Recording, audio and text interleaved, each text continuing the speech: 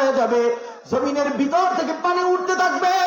মানুষ নিজেকে বাঁচানোর জন্য জমিনের একটা একটা প্লেট যখন এরকম ভাবে ভেঙে যাবে, মানুষ একটা প্লেট থেকে লাফ দিয়ে আরেকটা জায়গায় উঠতে চাবে, কিন্তু যেই খণ্ডের উপর দাঁড়াবে আবার সেটাও ফেটে যাবে।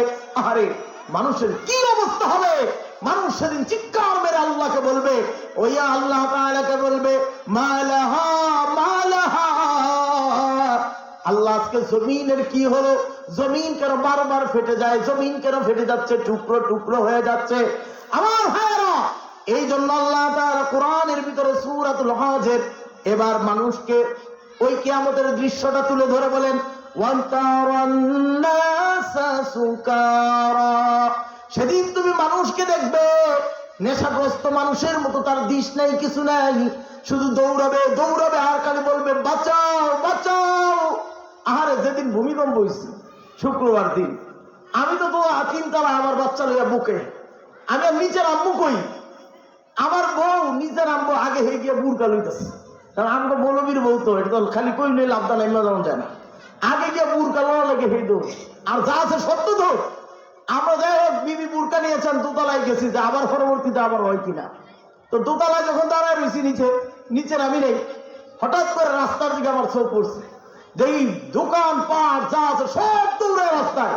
কেউ সেলুনের মধ্যে দাড়ি ছাড়তেছিল, একটার এন্দা অর্ধেক নাই, সাবান মাহামান বুড়া মাহা এন্দা মনে একটা ভোজ দিছে হেরেন্দায় অর্ধেক নাই, আরেকটার চুল কাটতেছে হেরেন্দা অর্ধেক নাই। কি যে অবস্থা! এমনকি টয়লেটে ফায়না করতে হয়েছে, বদনি ধুয়ে হইত, কারণ আগে তো নিচে রাস্তা। আমার মায়েরা, এই যে আল্লাহ তাআলা যে কোরআনে বলছে কথাটা কত সুন্দর করে বলেছে,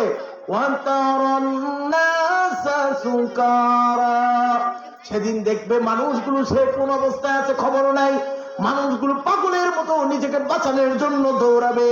আল্লাহ বলেন,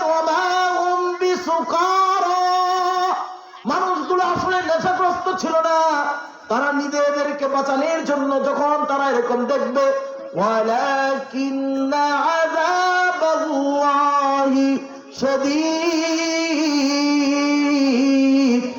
একমাত্র কঠিন ভাবে ধরতে পারেন যিনি পুরো পৃথিবীকে ধ্বংস করে দিতে পারেন, যিনি লৌহ কলম আসমান জমিনকে টুকরো টুকরো করে দিতে পারেন, তিনি কে? আর আসতে কোন তিনি কে? আরে আমার ভাইয়েরা, তিনি যদি আল্লাহ হয়ে থাকেন, তিনি যদি এত শক্তিশালী হয়ে থাকেন, সেই আল্লাহ সুবহানাহু ওয়া তাআলার ক্ষমতা কত!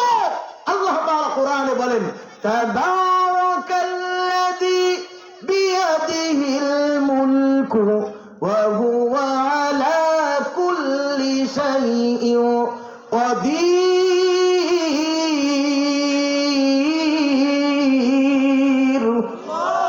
আল্লাহ বলেন, জানো জানো, গোটা পৃথিবীকে নিয়ন্ত্রণ করার ক্ষমতা আমি আল্লাহর। আমি রব। ছোট্ট একটা পিঁপড়ার প্রিয় খাবার কি? ওই খাবারটা আমি আল্লাহ তৈরি করে দিয়েছি। পৃথিবীতে হাতির প্রিয় খাবার কি? তার খাবারটা আমি আল্লাহ তৈরি করে দিয়েছি। মানুষের কাছে সবচেয়ে বড় প্রিয় খাবার কি? তার খাবারটা আমি আল্লাহ তাআলা তৈরি করে দিয়েছি। বিভিন্ন প্রাণী জগতের জন্য ভিন্ন ভিন্ন খাবারগুলো তৈরি করেছেন কে?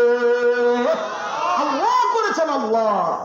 দেখেন হাদিসের ভিতরে রাসূল করিম সাল্লাল্লাহু আলাইহি সাল্লাম বলেন, আমরা যেই গোশত খাই, গোশত খেয়ে হাড্ডিগুলো ফেলে দেই।